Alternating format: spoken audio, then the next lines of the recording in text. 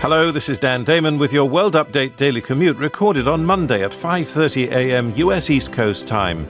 Coming up, North and South Cyprus are still separated by a UN-patrolled buffer zone. We'll hear about a new push for unity. La La Land, a nostalgic tribute to Hollywood musicals, is the big winner at the Golden Globes. Also, in Britain, young people's self-confidence is at its lowest ebb in nearly a decade. You look at people on social media and they look like they're the happiest people in the world. I don't think I've ever put anything about how awful things are when I've been going through hard times or I've been feeling low. Plus, dining to help the homeless at the Robin Hood restaurant in Madrid. The name was an idea of a friend of mine, and I thought it was catchy, so I decided to use it. It's not about robbing from the rich to give to the poor, but rather to let the rich, or the not-so-rich, help those who have less. Those stories after the news. BBC News with Jonathan Izard. Talks aimed at reunifying Cyprus are getting underway in Geneva amid hopes that the island's decades of division can be ended. Since the Turkish invasion in 1974, Cyprus has been split into a Greek Cypriot south, which is internationally recognised, and a Turkish Cypriot north, acknowledged by Ankara alone. The Turkish parliament is debating proposals to rewrite the constitution to give more power to the presidency. The incumbent, Recep Tayyip Erdogan, says an executive system would bring Turkey into line with countries like the United States. But the opposition argues the government is trying to turn a democratic system into a totalitarian one. French police say they've detained 16 people in connection with the robbery of the American TV star Kim Kardashian. $9.5 million worth of cash and jewellery were taken when armed attackers broke into Ms. Kardashian's Paris apartment in October. The comedy La La Land, a nostalgic tribute to Hollywood musicals, has won a record 7 prizes at the Golden Globe Awards, including Best Director and Best Comedy Actor and Actress. A suicide attack at a police station in the Sinai Peninsula in Egypt has killed at least 8 people. Reports say the bomber rammed the building with a truck packed with explosives. Militants linked to the Islamic State group have frequently targeted Egyptian security forces. The UN Special Rapporteur on Myanmar has arrived in the country to investigate allegations of human rights abuses against the Rohingya minority. Military operations have caused at least 34,000 Rohingya to flee to neighbouring Bangladesh. The Indian Army says militants have killed 3 construction workers in a pre-dawn attack near the border with Pakistan in Indian-administered Kashmir.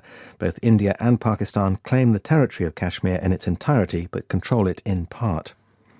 And it's the 10th anniversary of the iPhone today. The smartphone revolutionised the industry and made Apple one of the world's richest companies, although sales of the device did fall last year. BBC News. Hello, you're listening to World Update from the BBC in London. This is Dan Damon. Self-confidence amongst young people in Britain is pretty low. Social media has a part to play. We'll talk to 2 young people who've benefited from an organisation that has given them an opportunity to make their way in the world and boost their confidence. Mental health amongst the young is a big issue in the United Kingdom and elsewhere at the moment. We'll come to that soon. Before that, talks aimed at reunifying the island of Cyprus are getting underway in Geneva today. Let's talk to Michael Theodolou, who is a journalist based in Nicosia. Michael, there of course are 2 opposing historical views of what happened in 1974. Try to give us as factual and historical an explanation of that. The Turkish army invaded, mostly by parachute. How did things develop after that? After that, the island was de facto partitioned. There about 165,000 Greek Cypriots who've been living in northern Cyprus were either forced to or fled out of fear to the southern parts of Cyprus, which was mainly Greek Cypriot controlled areas after that. They haven't been back since. About 45,000 Turkish Cypriots moved north. So you had the island divided along ethnic and religious lines, and since then the international community is trying to put the island back together again. For many Greek Cypriots, the narrative has been that Turkey always wanted the island divided and used a coup by the military junta in ruling Greece at the time, about 5 days before the invasion in Nicosia, as a pretext to come in, invade, and partition the island. The Turkish Cypriots have a different history. For them, the problem begins mainly in 1963, about 3 years after the island gained independence from Cyprus, when a power-sharing agreement broke down. The Greek Cypriots say that the Turkish Cypriots willingly left the government to set up a parallel administration. The Turkish Cypriots said no. They were forced out by the Greek Cypriots, and many of them moved into defended enclaves. So you do have these rival histories going on, and the education systems on either side of the divide haven't really helped. The media as well, often very strident on both sides. Both sides do feel themselves the victim and have appealed to one-sided support from the outside, from the international community. But things are changing in recent years, thanks to, I think, social media a lot, and the fact that checkpoints opened in 2003, allowing access to both communities to meet each other again, and that has gone fairly well. People are learning the other side's history a bit better. And in the north, on the Turkish side, there is now a new leader who is more of a compromiser. Yes, he's had a long history of rapprochement towards the Greek Cypriots. He's very committed. I've met him personally in the past. He seems a very genuine leader, and at the moment he does have the support of Turkey, at least Turkish President Tayyip Erdogan behind him. At the same time, there are very committed hardliners in the north, as there are in the south, and they are mainly in the government in the north, but he is pushing ahead. One of the big differences this time compared to the past is that the leaders of the two communities, despite significant opposition, they are both very moderate and pro-reconciliation. And they have, sorry to interrupt you, but I wish we had more time, but because this is interesting, and I'm sure we'll talk about it as the talks develop. But, of course, there are some economic reasons, financial reasons, because energy is one of the big issues. There's a lot of gas around. Yes, there's an awful lot of gas in the eastern Mediterranean under the seabed that has yet to be tapped. It has been discovered, particularly big fields in Egypt, a huge field in Egypt, but also in Israel. And this seems to be what is giving Turkey and President Erdogan the incentive. 12 years ago, his incentive was to try to get into the EU. That incentive has gone. No one's talking about Turkey getting in any time soon, or even in the fairly distant future. But Turkey would like to see this gas meeting some of its energy needs and also being pumped through Turkish pipelines to Europe, decreasing Europe's dependence on Russian gas. And Turkey has its eyes on becoming an energy hub. It would make money from the transit fees. So that does seem to be keeping Turkey on side.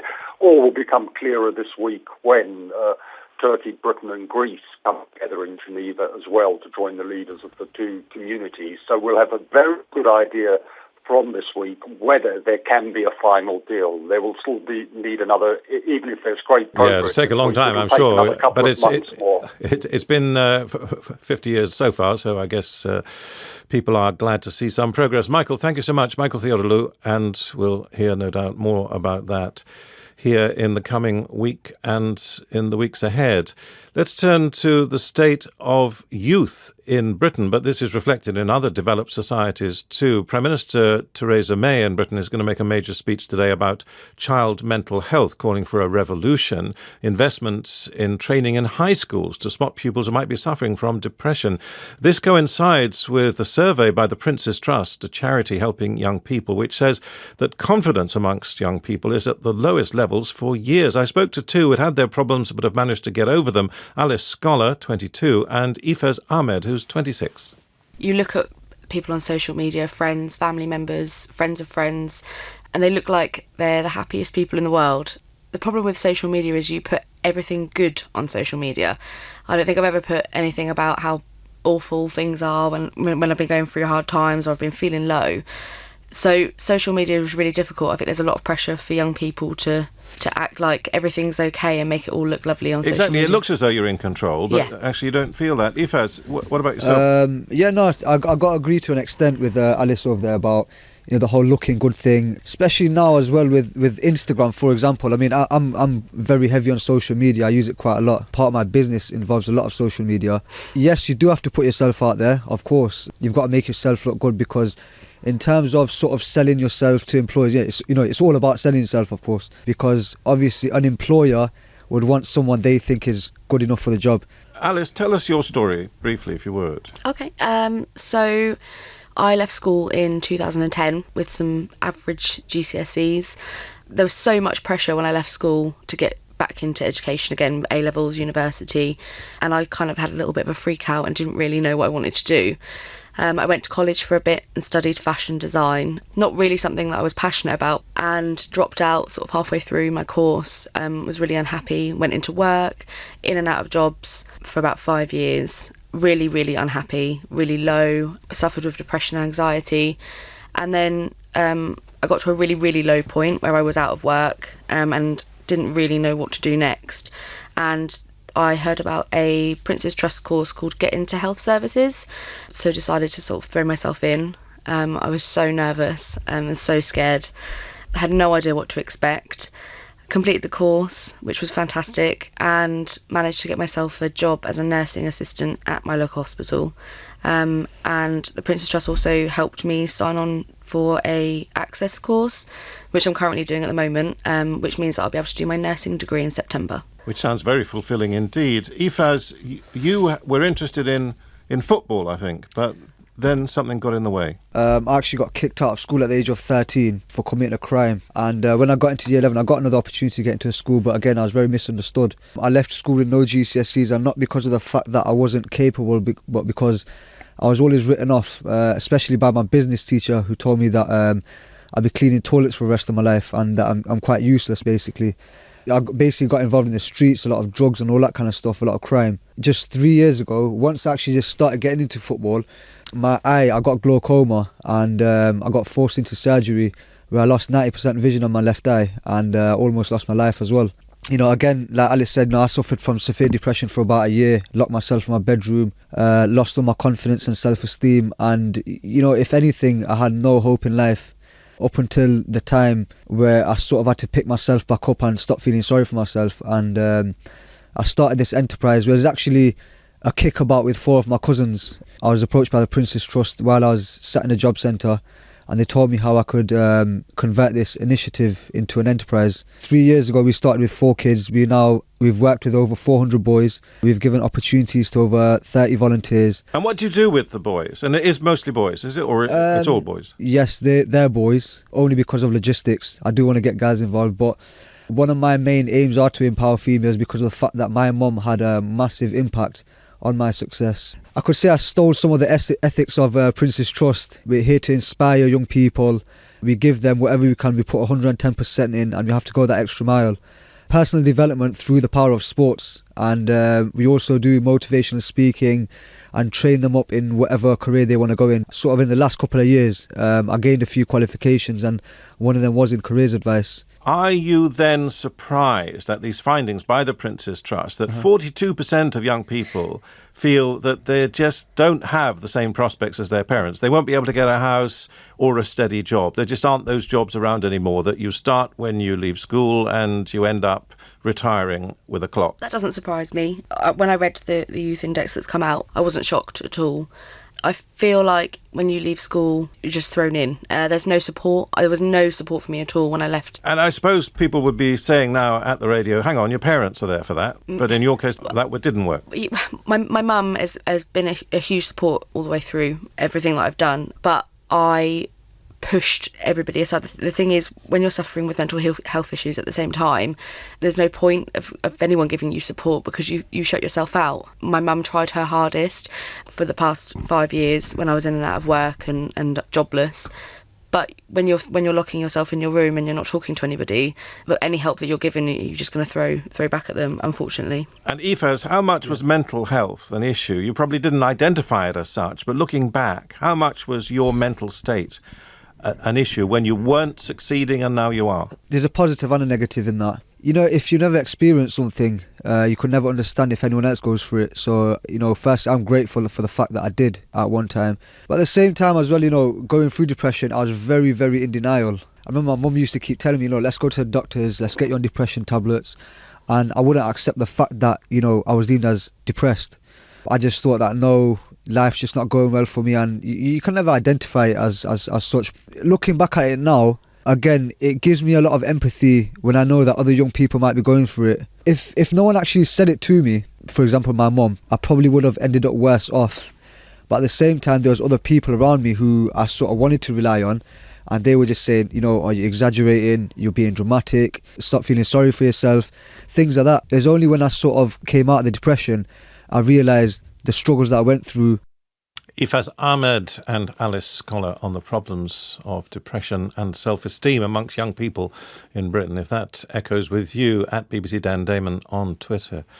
A very different kind of restaurant opened its doors in the Spanish capital, Madrid. The Robin Hood restaurant serves breakfast and lunch to paying customers by day. That money then is used to make it a restaurant for the homeless by night. Rafael Estefania reports on an idea that's going down very well.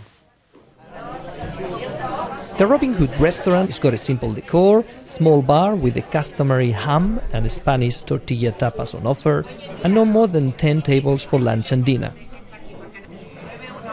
For €11 you can have a menú del día, daily menu, which includes one starter, one main, drinks and dessert. My bill will be enough to pay for 2 dinners for 2 homeless people tonight. The idea is a big hit, as is the name, taken from the story of the mythical English heroic outlaw Robin Hood. The name was an idea of a friend of mine, and I thought it was catchy, so I decided to use it. It's not about robbing from the rich to give to the poor, but rather to let the rich, or the not-so-rich, help those who have less. Father Angel is the president of the organization behind this project. The most important thing is dignity. We need to give bread and work to people, but we have to do it with dignity.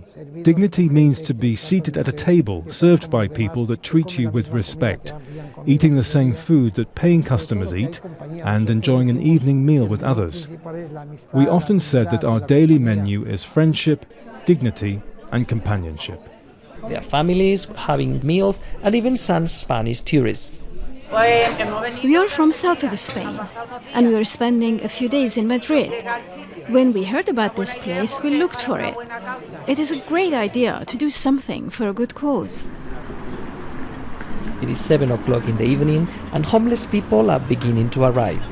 And for the restaurant staff, it's a busy period.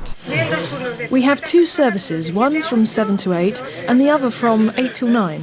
We have 50 people per service, so we give dinner to 100 homeless a day.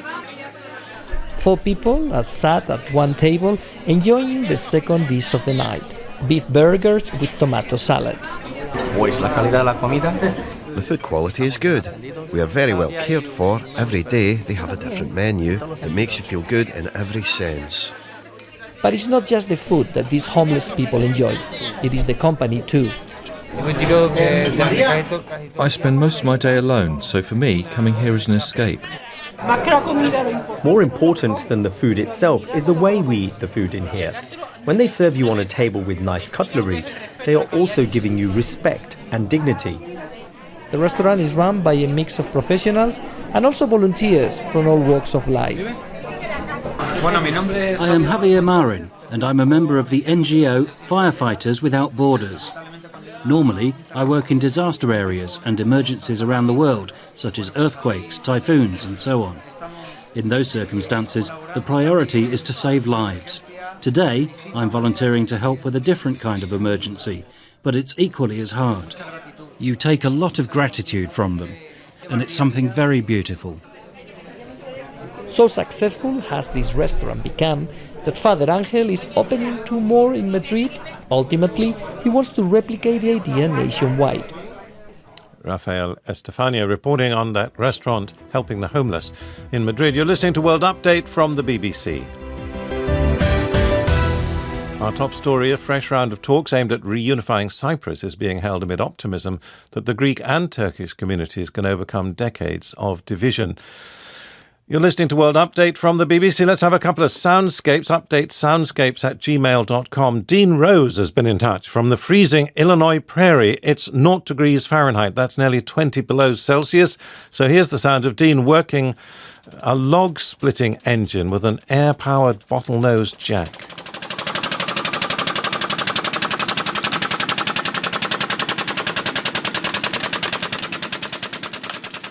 When most of us would want to be indoors, there is Dean out there cutting the logs. And some soothing sounds, also very cold weather though, from Gaspé in Quebec in Canada, water lapping the shores in Cap Bon-Ami in the Forillon National Park.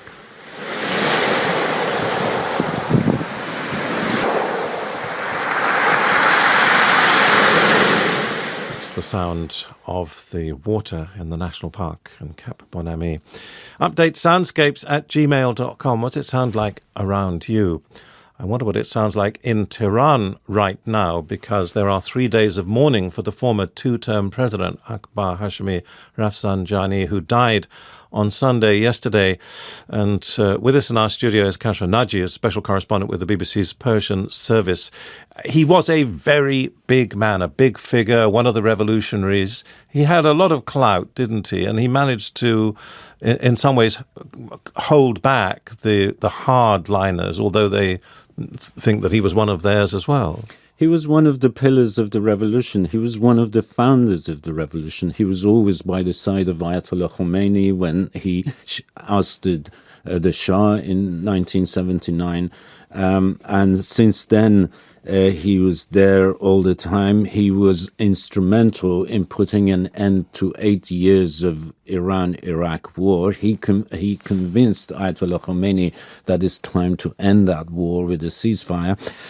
In later years, he was always a hardliner, by the way.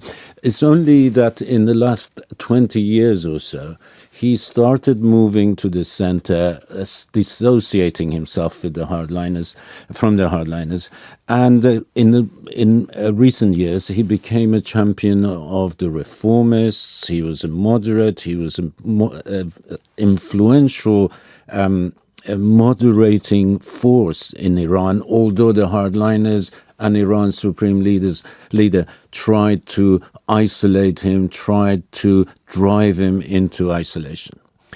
He was, I suppose, interested in better relations with the West, and that really mattered. Yes, he was pro-West. He wanted to have good relations with the West. He was against Iran's involvement in Syria. He believed he could repair swiftly relations with Saudi Arabia and put an end to the bloodletting in the region. At home, he was pro-private sector economy to be lifted up and freed from government control and all that. And as I said, because he became a champion of moderation, he became popular in his recent years, very popular. So there are fears now that his moderation, which, as you say, should be tempered by where he came from, but even so, that moderation and his ability to speak out, that'll be lost, and that might give the hardliners more control. His death is a big hole leaves a big hole in the reform movement amongst the moderates. There's we've got about 4 months, less than 5 months before the next presidential elections, and that is going to be important. But his death, interestingly, since yesterday, we can see that in Iran, has generated a sea wave of grief and sympathy for him, and that works as a reservoir for the moderates and for the reformists.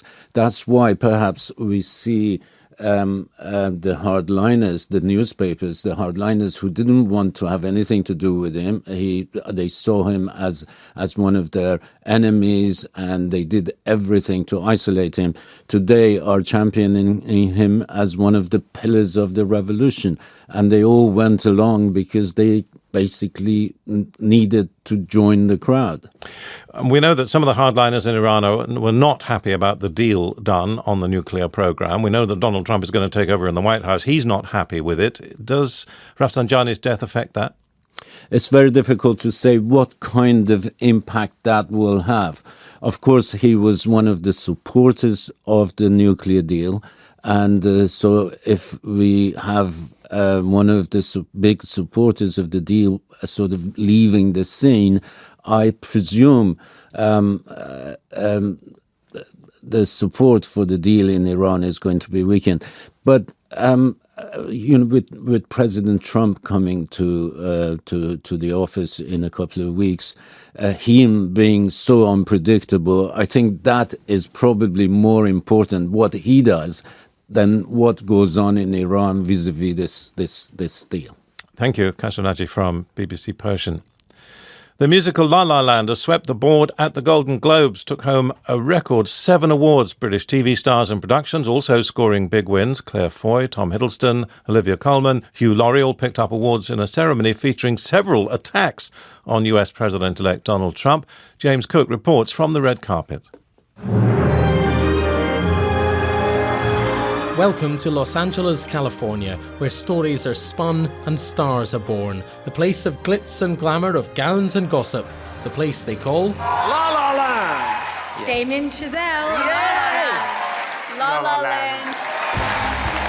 There were a record 7 Golden Globes for the musical, including acting awards for its stars Ryan Gosling and Emma Stone. This is a film for dreamers, and I think that hope and creativity are 2 of the most important things in the world, and that's what this movie is about.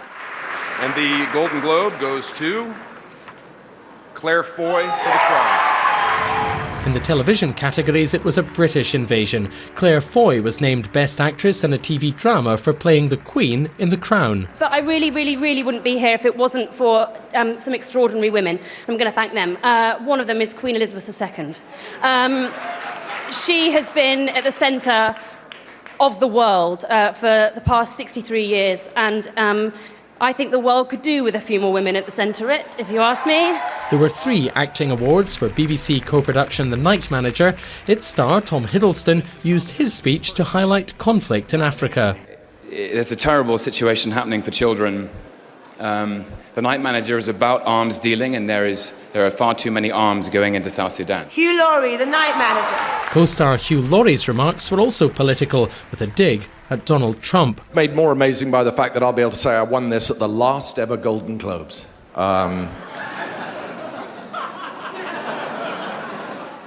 don't mean to be gloomy, it's just that it has the words Hollywood, foreign and press in the title. I just don't know what... Receiving a Lifetime Achievement Award, Meryl Streep also lambasted the president-elect. Disrespect invites disrespect. Violence incites violence. When the powerful use their position to bully others, we all lose. So Hollywood is crawling with outsiders and foreigners. And if we kick them all out, you'll have nothing to watch but football and mixed martial arts, which are not the arts. Elsewhere, there was another award for a British actor, with Aaron Taylor-Johnson winning for his supporting role in the dark crime thriller Nocturnal Animals. Thank you so much for this opportunity. Creating this role and collaborating on this journey was an immense joy. Coming-of-age movie Moonlight, which examined issues of race and sexuality in Miami, won Best Drama, but nothing else, while Casey Affleck and Isabelle Huppert picked up the Drama Acting Awards, the latter for a French film, Elle. Thank you for making me win in a French film directed by a Dutch director here in America. Oh my God. Miss Huppert was another star who had a swipe at Mr. Trump, praising international collaboration in Hollywood. Do not expect cinema to put up walls and borders, she said. That sentiment was echoed by many here. The romantic escapism of La La Land may have won the day, but many of the headlines will be about the very real politics of protest. That's James Cook's report on what happened at the Golden Globes. Thanks to Steve Alcaide, by the way, who sent us those sounds of water lapping in Quebec. And join us for more World Update tomorrow.